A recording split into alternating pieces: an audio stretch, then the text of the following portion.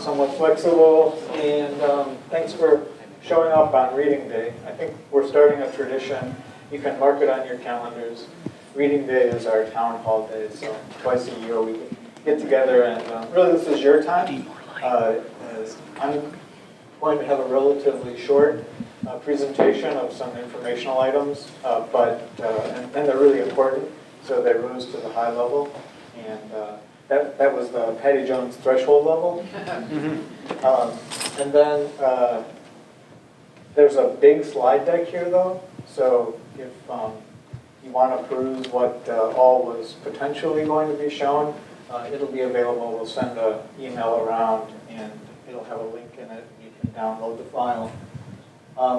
Mostly what I want to do is open it up for question and answer time, and I have a whole bunch of topics in case you need some encouragement on things to ask, but you feel free to ask anything you want to at any time. This is really intended to be a discussion format, not a state of the Beckman kind of presentation.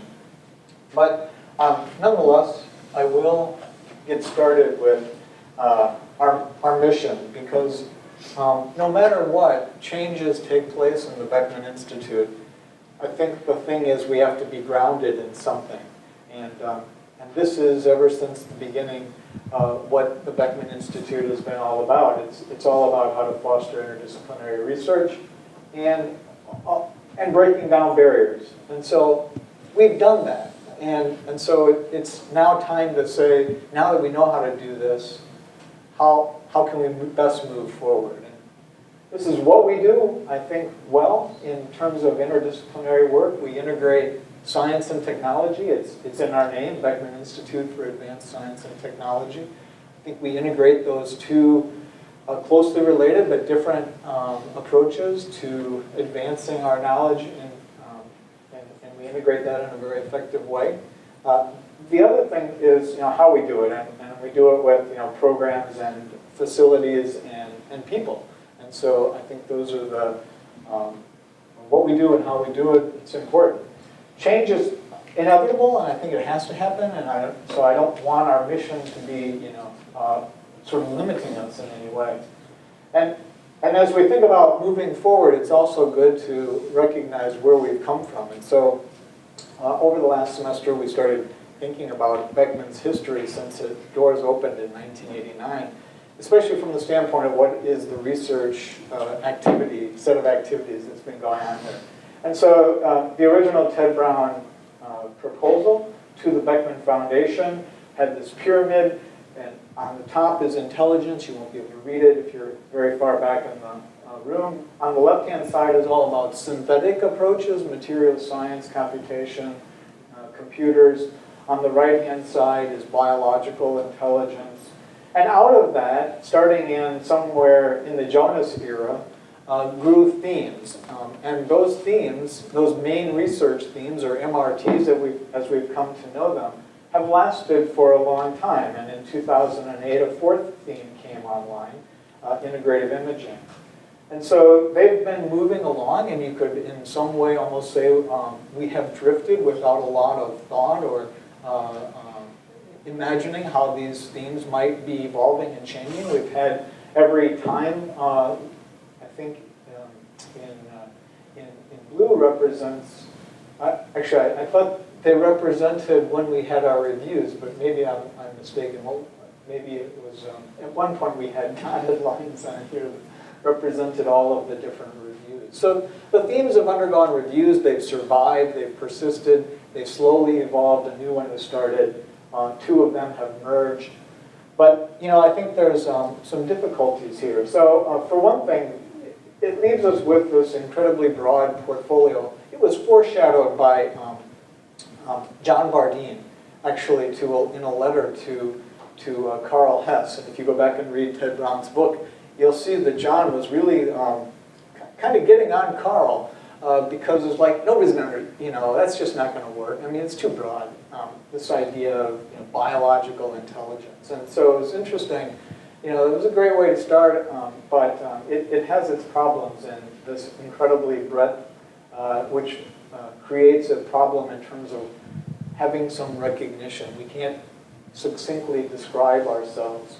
And so the other thing that's happened over the time period of the Beckman Institute is that interdisciplinary research, novel at the time, is no longer that unique. It's being done everywhere. It's essential. It's expected. And so we have really to move beyond that. And so I think the last line is really what we should be at Beckman Institute. It's the opportunity to take our resources and partner with entities on campus so that not only do we get recognition, but it really it becomes relevant for our campus as well. And what are the ways that our campus is moving forward where we could, at Beckman, align our interests and where our activities are with what the campus is doing. And so we're entering an era, and this is something that we're hoping that that there's participation in the discussion from everybody about what is it that Beckman is going to become? What is the thing beyond the themes?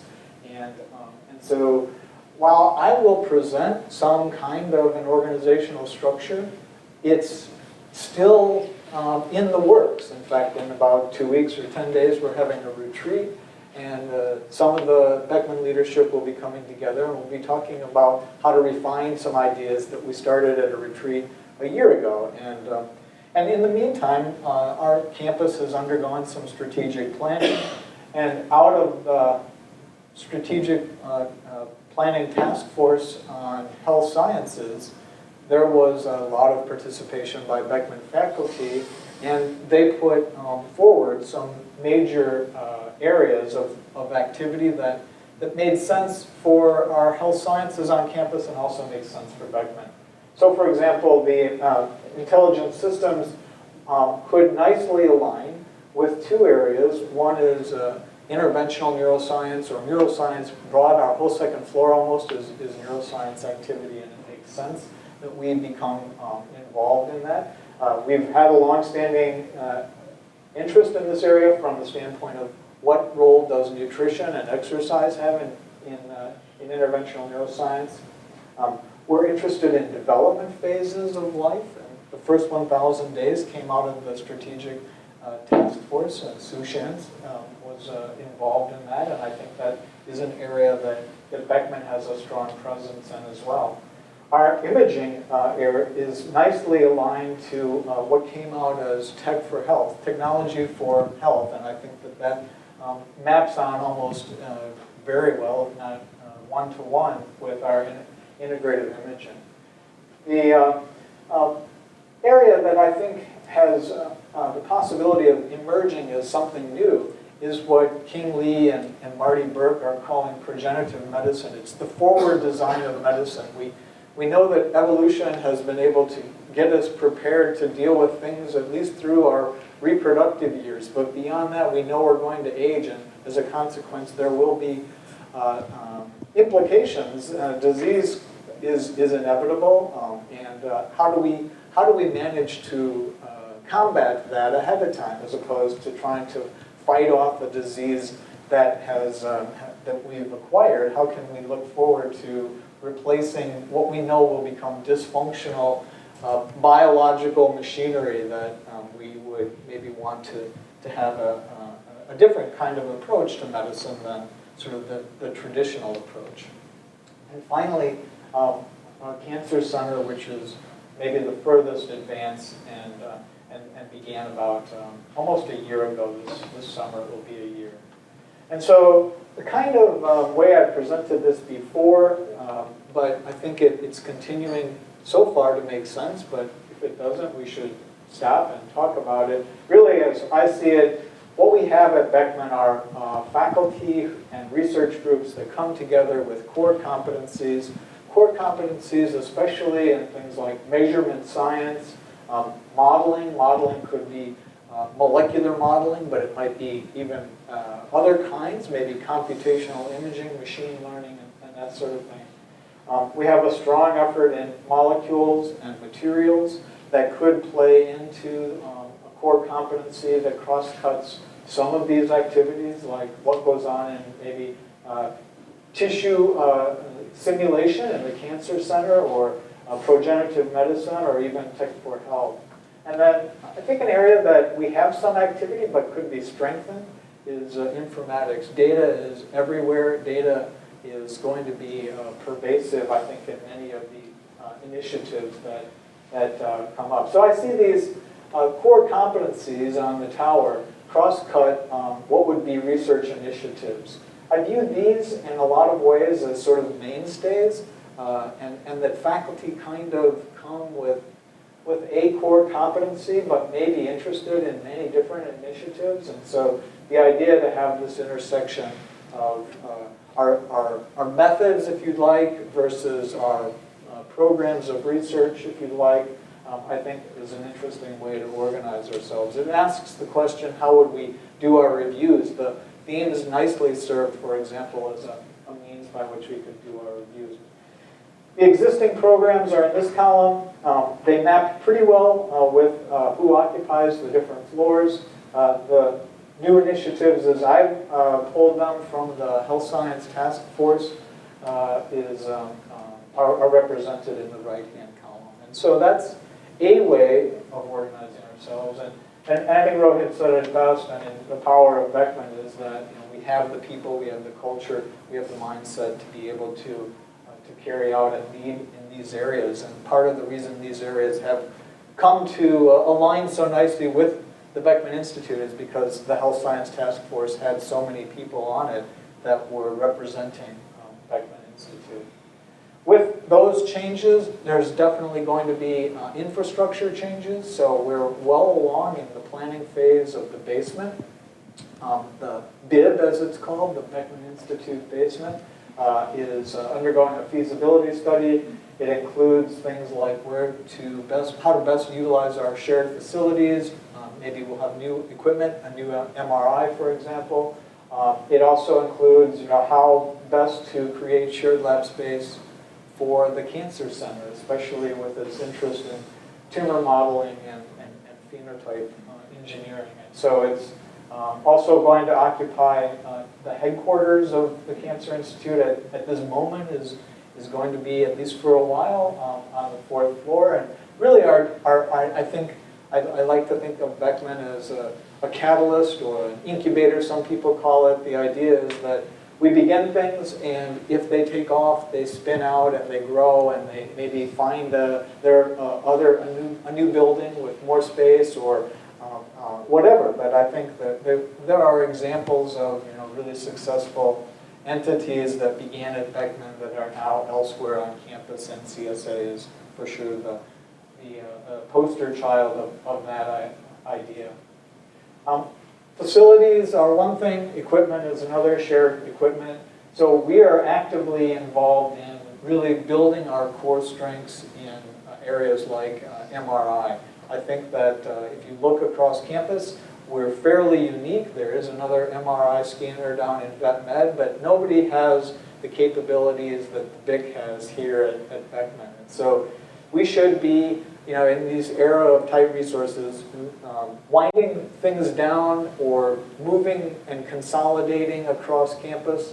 For example, TEM is something that at the moment we were going to invest in, but we've put it on hold. Why? Because MRL is doing a much more comprehensive playing a much more comprehensive role in transmission electron microscopy.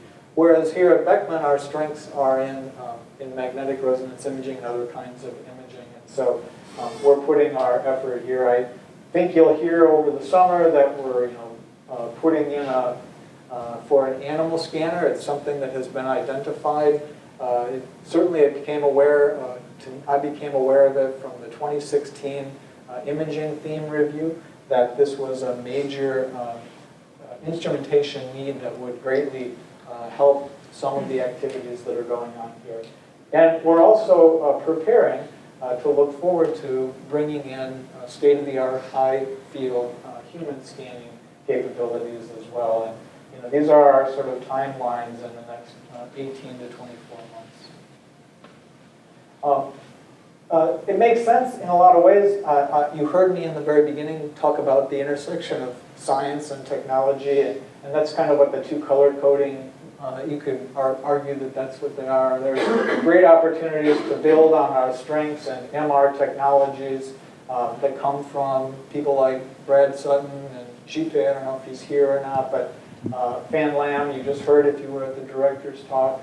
And together with interesting problems that drive even harder these technologies. And so we're going to put together and have already been putting together what has been, I think, a very successful Monday afternoon meeting that has been run by Patty Jones on, with an eye toward can we put a P41, NIH P41 grant together based on MR technology. And so if you know of people who are interested, make sure that they contact Patty. We're going to set ourselves up for a focused review of what would be essentially a simulated review if we had a P41. Are we competitive? Are we in a position? We're going to bring in an outside team of experts to really critically evaluate us and say, this is what you need in order to be competitive. So I'm looking at the list of our capabilities, our competencies, and where our strengths are in terms of the kinds of questions that we're interested in asking, and that's why between this slide and the previous one, I think we are in a really strong position. And this model of sort of building a team science approach around a goal like a P41, it seems to be a very powerful way to collectively bring and engage an audience that really does cover these two disparate in many ways groups of people, but they come together recognizing that they share a lot of common goals and bring different ideas and approaches and methods and problems to the table. A second thing we're not invested in yet, but are getting ready to make an investment, we're certainly at least considering an investment, is being able to make synthetic structures. They may be made by biological means, or they may be made by traditional synthetic means. From all of the main macromolecular, biomacromolecule families, to even the ability to make small molecules using a machine-based approach. And Charles Schroeder, Chad Rienstra, Marty Burke, and myself have all been interested in collectively building this idea. We think there's a special opportunity in terms of isotope-labeled compounds and other kinds of probe molecular synthesized species. And so this is an ongoing area. So some of the reasons why isotope-labeled compounds might be of interest are listed here in blue. I won't go through all of those, but there are some really, I think, scientifically compelling needs, just like in the case of the MRI investments. I think if the science is there and compels itself, then we're going to be going after it fast and furious. But we'd like some input from you and like to hear and make sure that there really is a need before we make critical investments. The Beckman, I think, approaching its 30th year, it needs some investment of both resources and in terms of rethinking the best ways to use our space. And so this is a list of really important items, some of which are going to rise, as you'll see in just a moment, to the very top. But ways that we're trying to keep the space at Beckman most vital. So I've already talked about the basement. Our plans are to position the animal magnet over here. This, by the way, where are you? So this is University, and this is Wright Street. Right. And here's the corner where the MRI is planning to be. The animal magnet that I mentioned is going to be positioned, and here's the other magnets over here. So I've also mentioned several times the food draws people together. Our interdisciplinary socialization is a critical part of us really developing teams, especially when we come from vastly different areas of places on campus. And I think we're undergoing a feasibility study to think about the renovation of the cafe. A couple of other points at the bottom, and then I'll get to the top because that's where I want to take us to. There's going to be key card access coming throughout the building. That should be a relatively minor disruption. There'll be a fire alarm upgrade that will begin in the fall. And then outside, we're trying to get campus to put in and maintain our nice looking facility on the outside and also keep it safe. At the top, last thing I guess I didn't mention was there is ongoing activities still and opportunities for every neighborhood to continue to engage in this process of how to best utilize your office side space. There's some pilot projects. There's 2 areas that are going to be coming very soon that have, I think, selected their furniture there. They've selected the furniture. They're finishing up on the final touches and colors. So almost there. I saw them crawling around on the floor on the 3rd floor the other day. Well, that was the 4th floor we were on. Finally, and this is where I want to spend some considerable amount of time because it is a major disruptor, will be a major disruptor for those of you who are in laboratories that have wet lab space or are adjacent to, have laboratories that are adjacent to labs that have wet lab space. The Energy Savings Company project is happening, and we've been telling you about it for a while.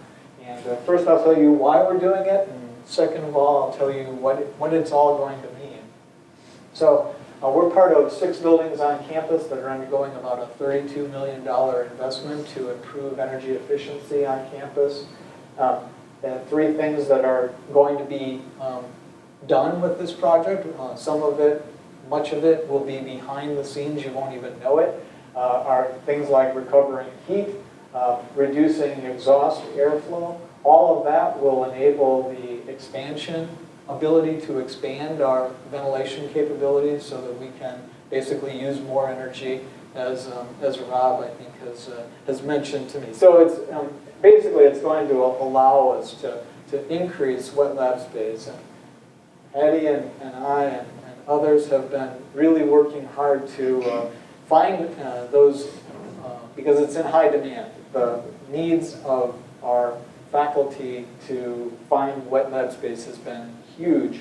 With the cancer project going in the basement and their needs, it's been essential for us to be able to increase the amount of wet lab space that have fume hoods or improved air ventilation. And so that's the main, those are the main reasons why we're doing it. The campus sees this as a huge recovery of energy costs that will come out of this process.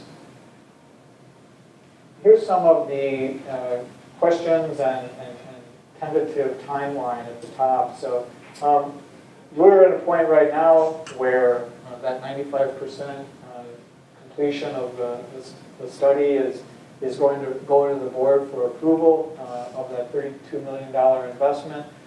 In September, there'll be construction documents, and then sometime in the late fall, or possibly as pushed off into early 19, the construction phase will begin, and it's going to involve wet lab areas, or if you have a lab that isn't a wet lab but it's adjacent to a wet lab, you might be affected as well.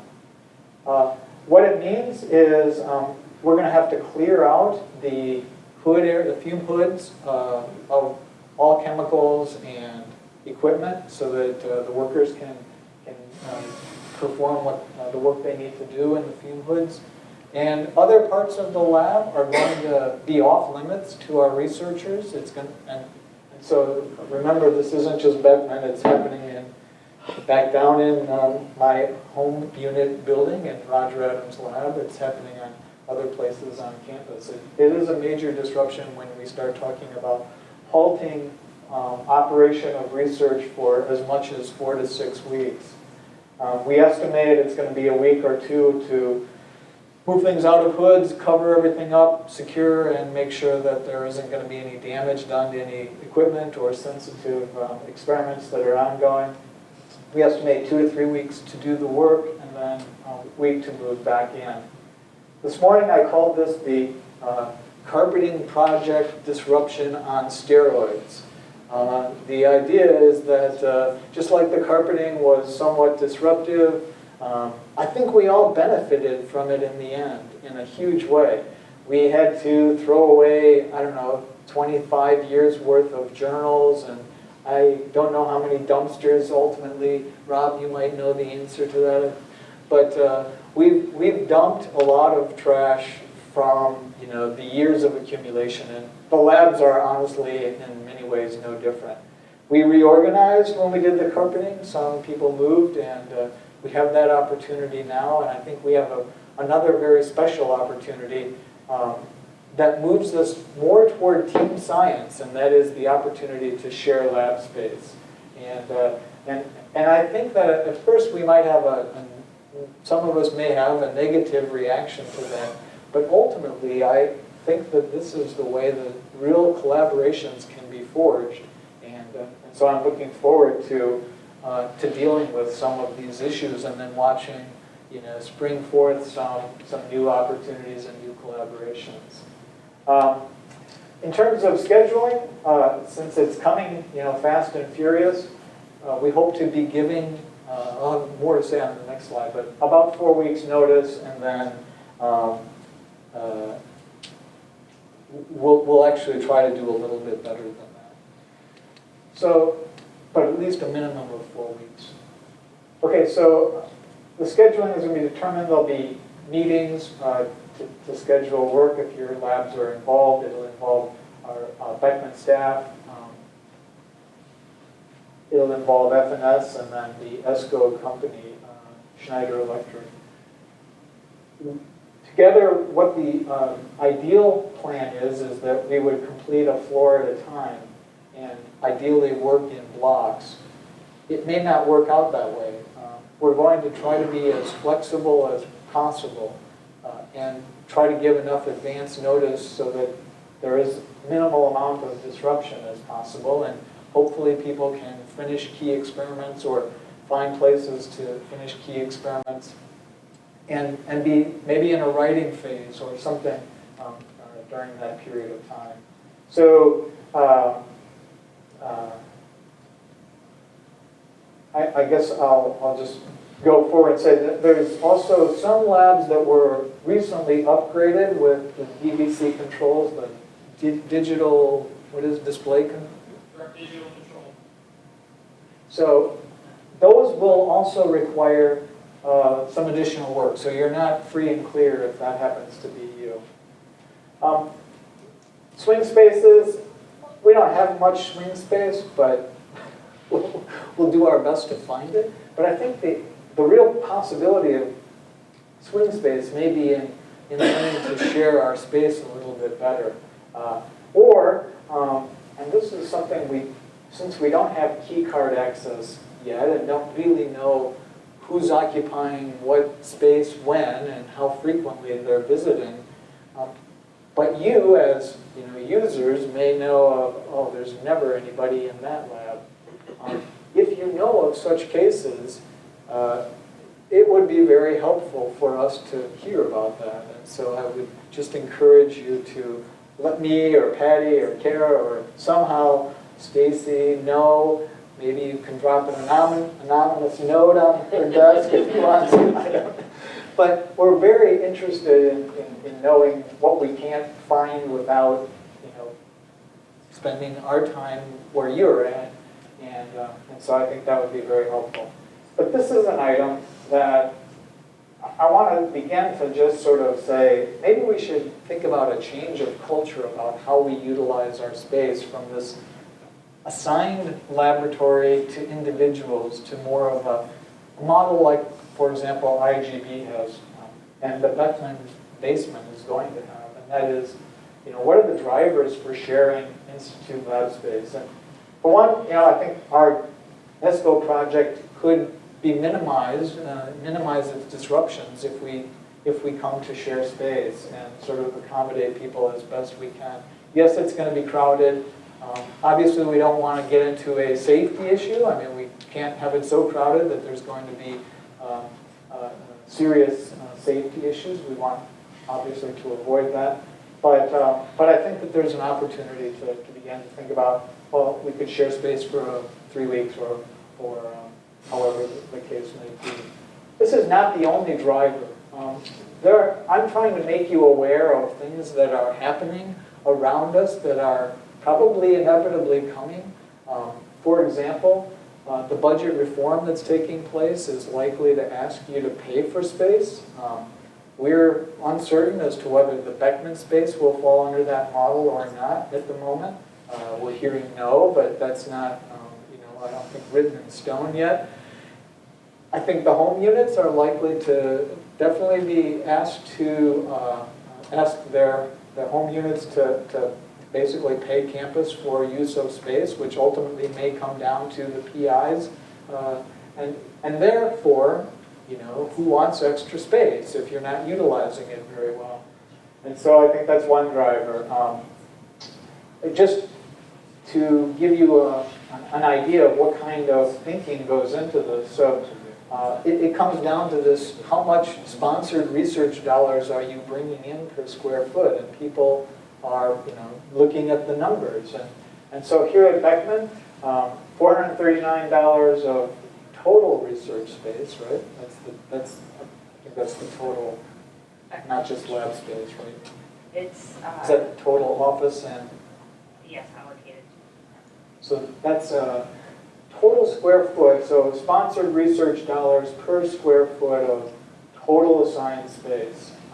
And I have the data, and sort of here's what it looks like for Beckman.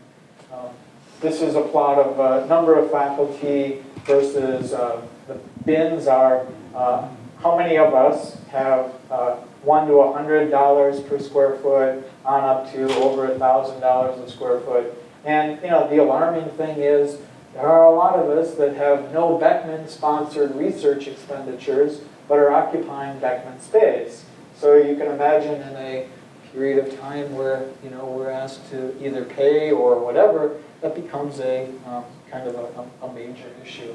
So I will correct that. The 439 is based on lab square footage. Okay. The average is about 250 if you include the office space that's assigned.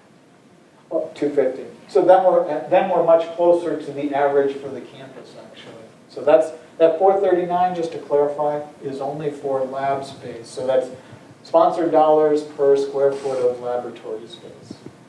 Whereas, and compare it to campus, 239, but Kara says if we include total assigned space, then it's more like 250, which is closer to campus. Just to give you an idea of what does that number compare to our peers? This is a number that Earl Heffley found on, I think, the Northwestern Medical School site. This is an amazingly harsh policy. So policy for relocating laboratory space. Basically it says if you're not bringing in $650 per square foot, and we'll look back for 12 to 24 months, and if we don't see that, over time, then, I think it's somewhere, relocate or reduce the footprint. So it's not just us, this is our peers. I'm trying to make you aware that, these are the kinds of, there's a business side of doing research, and our campus as well as others are paying attention to that. And that's kind of a driver for thinking about, well, if I'm going to be paid, asked to pay some, or expected to bring in some particular amount of money, I want to shrink my footprint anyway, and maybe I want to share space, or maybe I want my students to go into, two shifts, like the 12-hour, the 8 to 8 shift, and the other 8 to 8 shift or something. It's making the most of the space, right? And I'm not saying it's going to get to that point, but that's an extreme example of things I started thinking about.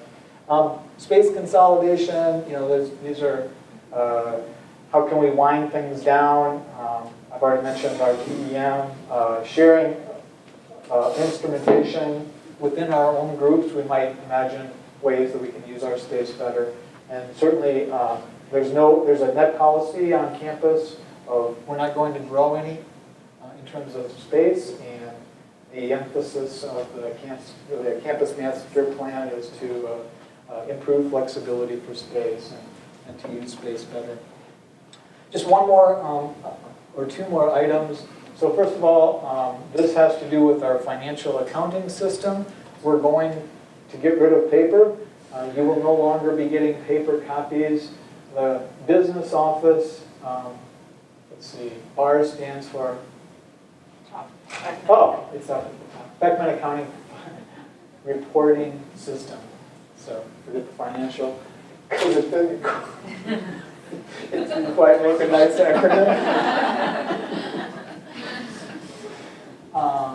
Let's see. So this is happening in July, and it's being tested. You might ask to be part of the testing process. So please. So just to clarify, that means that you would log into a website and check your balances instead of getting all these pieces of paper. That's the idea. So In like your real time. mailboxes. Like real time. It's almost real time. Yeah, real time. Financial operation. The last slide before I open it up is just some upcoming events. The summertime, backed by popular demand, tower tutorial talks on the 5th floor, Fridays, will begin the 25th of this month. Kate Clancy, who's going to give a director's talk, will now be giving the tower room talk on Friday at noon. And special events this fall. We're going to have Ted Brown's 90th birthday celebration, and around that we're going to have a climate change symposium. It's going to feature Michael Mann, and then there's going to be a follow-up symposium the next day. This was something that Ted was passionate about. He wrote an amazingly forward-looking book in 1975 or something, 71, on dealing with the environment. And so it's something that Ted has really been interested in and suggested to us to have. And so we're looking forward to that out here. Looking ahead, there's going to be a major review of Beckman-wide programs, and then we're coming up on the 30th anniversary in the fall of 2019. Okay, now it's time for me to hear from you. And I've listed a whole bunch of other topics. We've really only covered a couple that were on my list. I mentioned the P41 and upgrades to lab space, but there's a lot of other things that are happening, and we want to open up and give you the opportunity to ask questions. It could be about ESCO, what's it going to mean, what do I have to do, what do we know right now, what are we going to learn in the future. But, You mentioned that ESCO is related to, all this project is related to wet labs. What do you mean by wet lab? So okay, that's a good question. So let me clarify. The wet labs are any labs that have a fume hood, a chemical fume hood in them.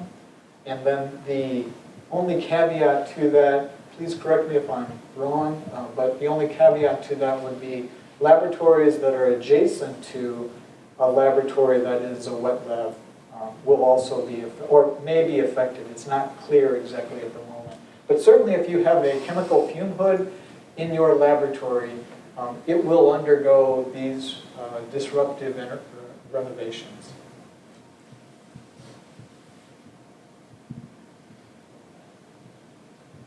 Okay, what else? What are the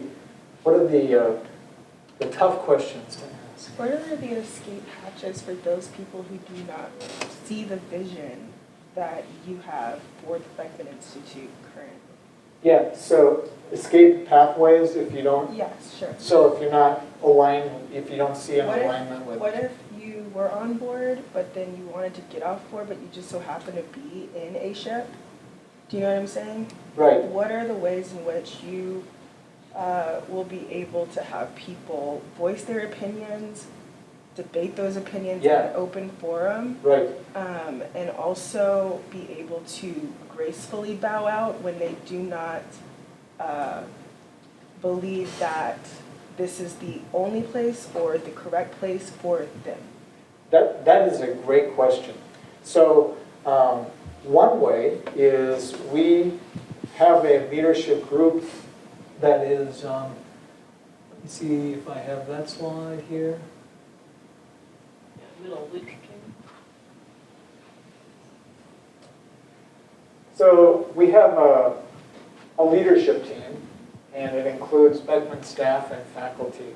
And this is a key set of people to voice your opinion. This is one of them. I'll mention the second in just a moment. But anyone, we try to cover broadly all the areas in Beckman with faculty. We come together every other week. And we often are asking the organizational structure question, does this make sense? Is this aligned with the faculty that ultimately they're representing? We more formally have, because we have 3 themes at the moment, this may go away if the structure does change, the theme structure does change. But at the moment, we have co-leads for each of the main research themes. And you are, at the moment, aligned with one theme, and so you would have representatives to voice your opinion of that way. The second opportunity is in the retreat. The retreat, right now, we've identified people that we want to be there, and so we've asked them, but also, I would say anyone who said, I would like to be at the retreat, as long as we have available space, we're definitely interested in hearing from other people. So I want to emphasize that the organizational changes that we're trying to undergo, while I've kind of set the wheels in motion with a structure, suggested structure, and an alignment with the campus in a way that seems to make sense with a lot of momentum that exists on campus, it needs more than buy-in from faculty. It needs participation and potentially reorganization different from what is planned or what is proposed. And so that is the conversation that needs to happen. We'll try to do our best to have and advance that as far as we can at this retreat. But if that doesn't work, we're continuing to have dialogue over the summer, for example, to follow up. Go ahead and follow up. Yeah, so to follow up with that question, is diversity just something that is visual, or is it age diversity, socioeconomic diversity, skill set diversity in terms of like how you've been formally trained versus like what you expect to be, who is at the table there? Do you know what I mean? In terms of who's coming to the retreat, or who's just in general, I guess it's who's coming to the retreat. So first of all, I would say we can always, well, now I'm answering the question a little bit more broadly. We can always do better. We can always improve, and so how do we improve? We improve by people voicing their opinion, and I would have to say I'll be listening pretty closely. So you should know my door is pretty much open to the degree that the schedule permits, which just may mean it gets pushed out a little bit. But no, I think it's a great question, and in terms of we do our best to try to be as inclusive as possible and representative as broadly as possible. If you see areas that we're lacking, then I would encourage you to say, well, I want to try to get involved, and if you eventually come to the conclusion that, my time is being diluted and this isn't a way I want to continue to dilute it, I'd rather concentrate it on some other areas, then, all that it takes is simply requesting that, you no longer be asked to be a participant, change your status from a part-time to an affiliate status, or no longer be associated with Beckman at all. That we have a pretty formal process for all of that, and so if you want to, if that's the route you would like to take, then we'll talk about that option as well. I'm not sure if I completely answered my question. Monica. This is mostly out of curiosity because I don't think it applies necessarily to Beckman all that much, but I'm wondering about the budget model that you were presenting about space, because on campus there is research that may be space intensive but also commands, like much of the research at Beckman, large grants. And other research that is space intensive because, for example, if you do behavioral research with children, you cannot put them in a little cubicle. You need the space to do the research. And at the same time, if it brings in dollars, it's not going to be nearly as much as, say, engineering or neuroscience research. So how does the campus as a whole in Beckman, to the extent that it applies, is going to deal with this? Yeah, these are great questions. And how does Beckman deal with it? We do our best. I mean, Patty is working tirelessly to try to find and accommodate space for either new faculty coming in or faculty who have a new program. I know of one very person in this room who's right now struggling with trying to say, I just got a new grant. It's a collaborative grant, and this is additional space I need. And so we have to try to do our best to accommodate everybody's needs. At the same time, this is another maybe driver why where we can share space and free up and open up space elsewhere, it makes the most sense. It doesn't. I didn't mean that to just be the wet lab space, for example. That there might be I need this larger area to accommodate human subject studies, and I can't be in this tiny little cubicle, but I don't need it 24/7. I maybe have a period of time where I need it regularly, mornings, Monday, Wednesday, Friday for the next semester, but it's going to be available otherwise. And so again, it comes back to this idea of, can we learn to share our space better? Because we'll be so much more efficient in the use of the resources that are here, the space resources that are here. So Jeff, so there was some discussion, and I think it was also included in the strategic campus plan, about a new institute which will be probably built in the east of the parking lot, so which will be in the name, the translational research. So do you see any problem with that? So in terms of the translational research that we do here in Beckman, or it will be only basic science and maybe preclinical, and all the clinical research will be moved over there. So what's your vision about that? So I don't see it as a threat, really. I think that we're going to continue to do the things we do. We'll, in fact, do some expansion if it makes sense.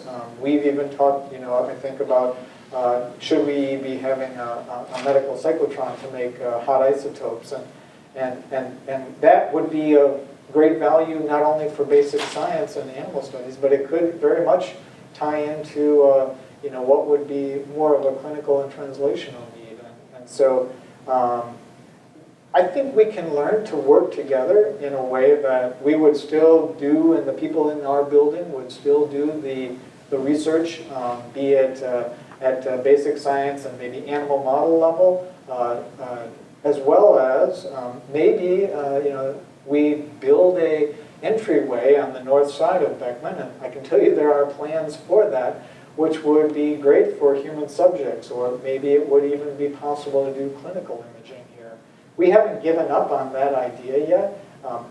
Here's my vision. That building doesn't exist yet, and it's going to take at least 5 years, I would say, before it's going to find the funding and the ultimately bricks and mortar come up. We shouldn't wait for it, right? We should be going forward right now and doing the things we need to do right now. And if it exists and it makes sense that some things get transferred over there, so be it. But I think only when it makes sense do we, and at this point, I think we just aggressively move forward with our plans and do our best to garner resources that would allow us to expand in ways that right now we can do it because we have a facility, and this other facility is for all practical purposes high priority but virtual at the moment. The labs could be considered teaching labs, or for example partially teaching labs which which can generate some revenue too. Yeah, so it's a great question, Vivash. I have a vision, and I'll just say this is my opinion only, and this is what I think.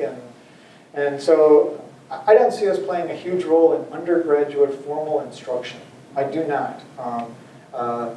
There may be an exception or two because it makes sense. Why would it make sense? Because whatever that instruction happens to be, it has a highly cross-campus discipline kind of theme to it. But let's just say for the moment, undergraduate is largely, unlike formal undergraduate instruction, not counting undergraduate research, but formal undergraduate instruction is likely to be not so common here. It would be the rare exception that it would exist at all. At the graduate level, I see a much different possibility. Campus hasn't totally bought into, and I would say the campus has mixed opinions about this idea. But undergraduate, you build a foundation in a particular area. But when you go to graduate school, especially these days, I think the wisest choice is one that does cut across disciplines. You move away from that silo kind of model. But if you think about how higher education grew up in our country, it was here's undergraduate degree, now on top of that we're going to put a graduate degree. And it very much builds up on that foundation. I don't believe that higher education model really makes a lot of sense anymore. I see build that foundation as an undergraduate, continue to have core competencies, but use those core competencies to apply them more broadly so move in a kind of a matrix way, where as a graduate student, you might be putting your expertise to use to solve a problem that may be in another discipline. More of an interdisciplinary model. A great program that already exists in Beckman that kind of models that idea is the neuroscience program. Another great example on campus of a program is the biophysics program, where the TCB group is very involved in. And those are two graduate programs, nothing to do with undergraduate at the moment at least. And I would say, that kind of a graduate education could be centered here, could see its center here at Beckman. But those two programs are largely research-oriented, although they do have formal instruction associated with them. And some of that could be here, but by and large, that's mostly a research kind of activity. And that's what I see staying here, and where our center of focus, where our focus is. Jeff, I have a question. So your vision of Beckman 2.0 is very highly medical science or biomedical science related kind of work.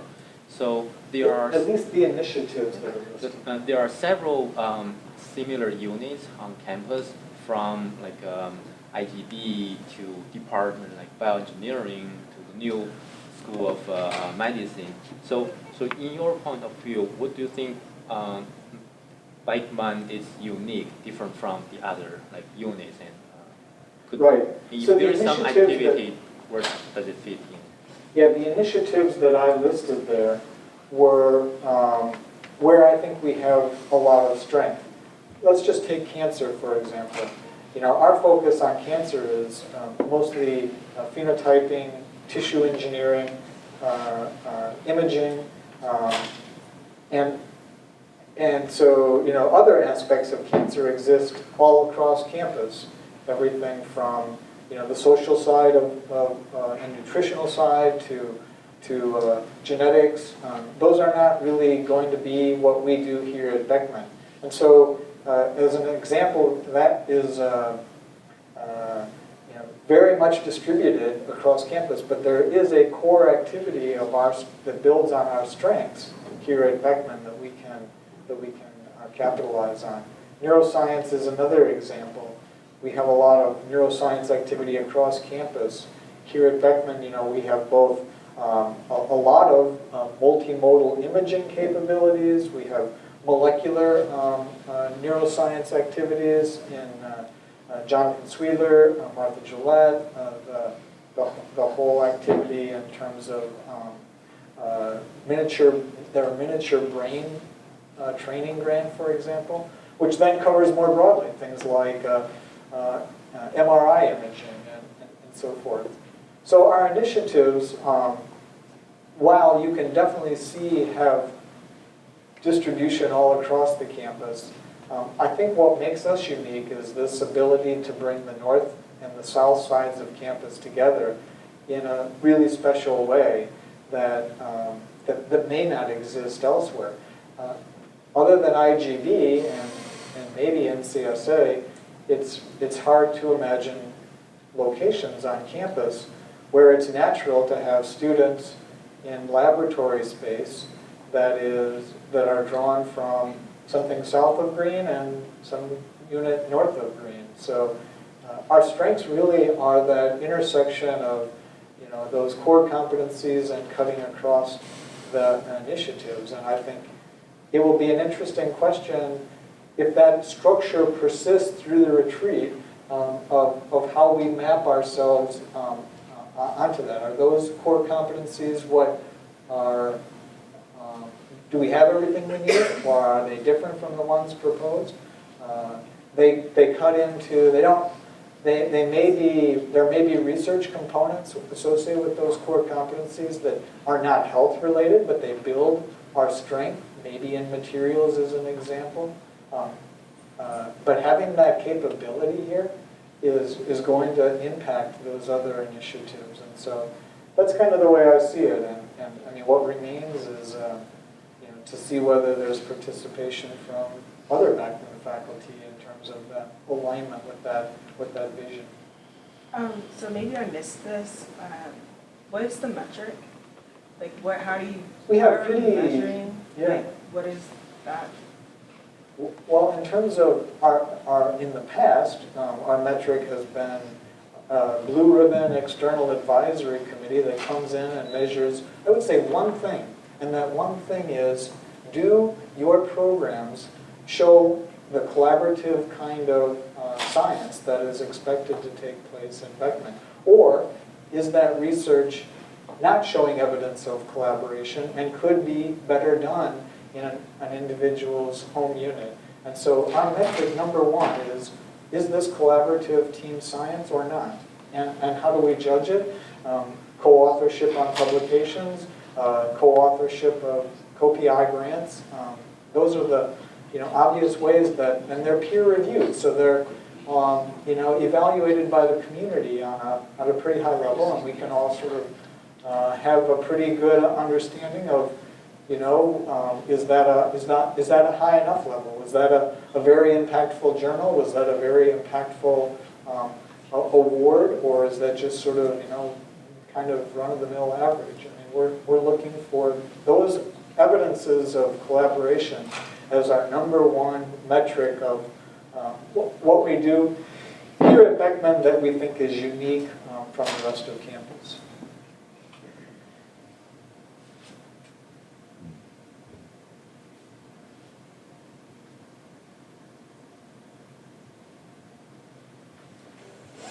So as a participant in the yoga program, which Erica brought to you, and you supported, I think it's really great. I wonder if you could talk a little bit about the Beckman Village concept and any other kinds of programs that might be available to. So the village is a really cool idea. It's not my idea, but it was definitely presented to me in a way that I could see how the space could evolve from 1989 to something contemporary. As you walk down the atrium, it's, even the architects of the building who were walking down after the Smith Group lecture a couple of weeks ago viewed the space as it's beautiful space. It should remain beautiful space, but it's not very functional space. How can we make it better functional? The idea of the village, which is Dina McDonough, was presented to me by her, I'm almost certain it's her idea, was how do you make Beckman both capture its past and be forward-looking at the same time. Capturing its past. We have actually a rich history that includes, I'll probably be asking, we have identified what we think are the top 10 most impactful science impacts from the Beckman Institute. We'd like to hear from you. Are those what you think are the most impactful science discoveries that have come from Beckman? We'd like to take those and build maybe almost a museum around, for example, MRI, and sort of we have in the tunnel between EC and Beckman now our big red magnets. So the museum are looking back and our history. Looking forward, we think about maybe in the atrium, if you can imagine where those two walls are on the east side, as you enter the building from the east, there's basically two major sections of the building. Behind those walls, what if we took those bricks down and put in glass? One concept might be a design center, looking forward to sort of what activities from the Beckman have now spun out prototypes that are being designed into use. That would be one aspect of forward looking. There's also ideas of building in as you pointed to, the need for putting into practice what we've learned is important. Our interventional neuroscience has shown that exercise is important. So maybe we build in a facility there and live out what we have already come to appreciate as an important impact on our healthy aging. And so putting in a facility for, I think that's one of my points you'll see if you look through the slide deck, the living lab. And so how do we as a community come together to think about encouraging one another to live out healthy lives, both in terms of physical activity and then walk down to the cafe, which is the remaining part of the village where we transform our cafe into a more healthy eating, nutritional eating place. And so that's kind of the idea of the Beckman Village. It's very early days of that discussion, but I think it's an exciting vision of how to make the space that exists continue to look beautiful, but also more functional. So just follow up to what you said about the revitalization of the coffee area. So I'm, heavy coffee drinker, and I like my coffee after 4 p.m., for example, right? So I was wondering if in the future we can think about, for example, to have a small stand which will be open a bit longer than 3:15. Because after 3:15, even having a guest and going for a coffee or tea, you cannot buy it. I like that idea. Might I suggest As long as it includes espresso. Of course, of course. As long as it includes espresso, not just.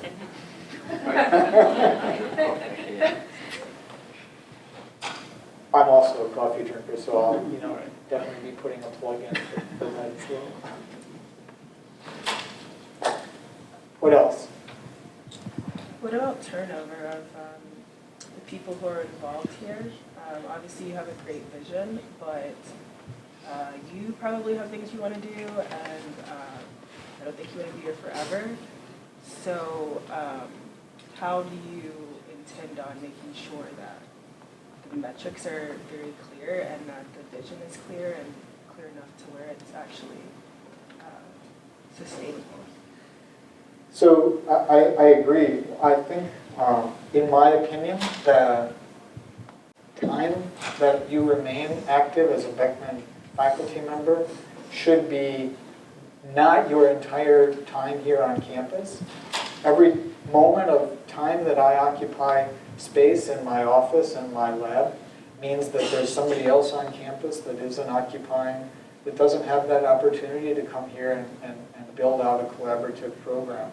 And that's the most compelling reason why I think turnover is essential.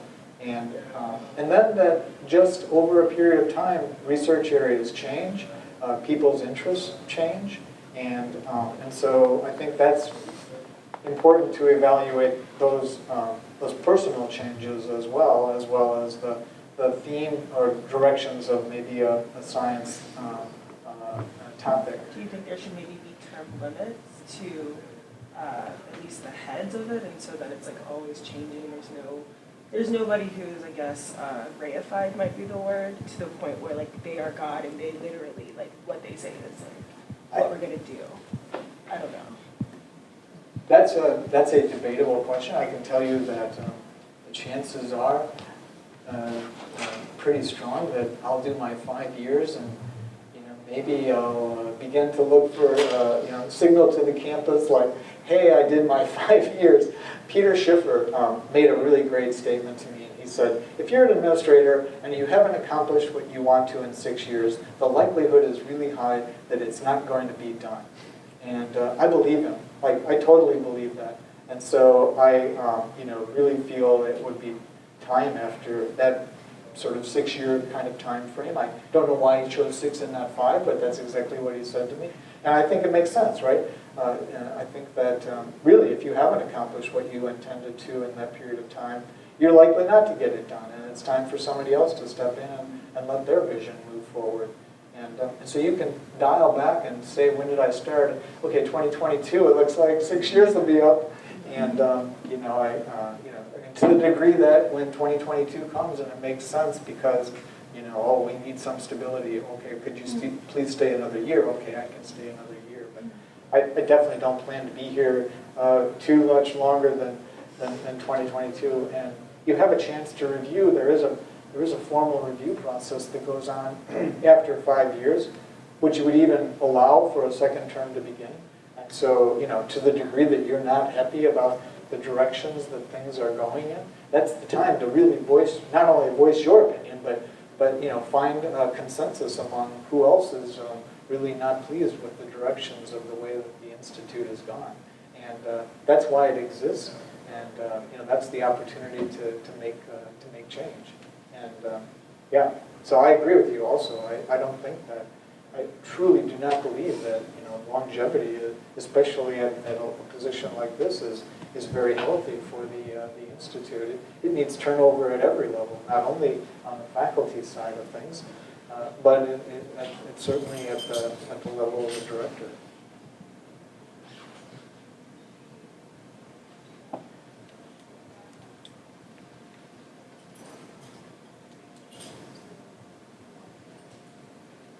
The slide deck is going to be available if you have questions after you go through it. We are available. The last thing I want to do is say there's a lot of staff in the room, and for those of you who are not staff, would you join me in thanking them for all their hard work? Because they are really the people who come here every day and support us and make it possible to do the things that we do. So, thank you.